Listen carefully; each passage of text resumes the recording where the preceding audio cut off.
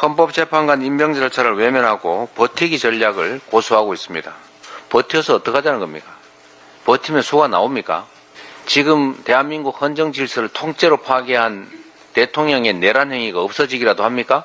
국민의힘이 사실상 그에 동조한 이 역사적 사실이 사라집니까? 책임을 면할 수 있을 것 같습니까? 경제가 망가지고 나라가 망쳐지면 그 책임은 더 커진다는 거 잊지 마십시오. 특검 반대를 고집하면서 명분 없는 시간 끌기, 이거 더 큰 책임을 불러올 것입니다.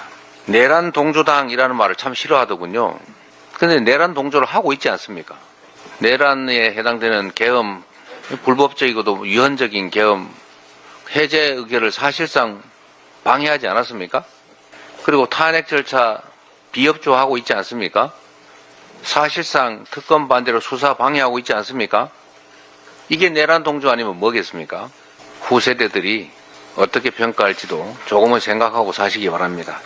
국민의힘은 이 시대에 현직 대통령의 내란 행위를 사실상 방치하고 있는 것입니다. 책임져야 합니다. 김민석 수석 말씀대로 최소한 사과라도 해야 되지 않습니까?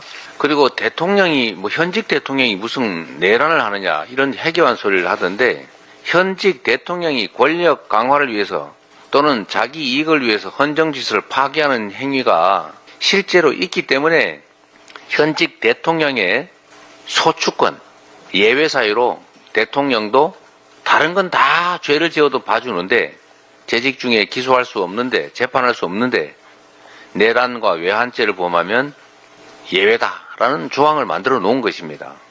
현직 대통령이 권력 강화를 위해서 하는 내란 행위를, 이걸 친위 구데타라고 합니다. 성공하는 경우가 많기 때문에 문제가 안 됐다고 생각할지 모르지만, 그런 경우를 막기 위한 이런 명문의 규정조차 두고 있는 이유를 왜 외면합니까?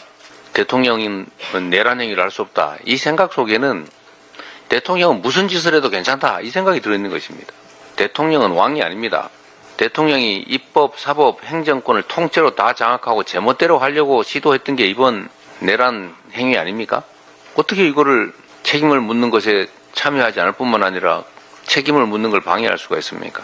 국민의힘은 내란 동조당이라는 말 하지 말라고 할 게 아니라 내란 동조 행위를 하지 말기 바랍니다. 이상입니다. 회의를 마치겠습니다.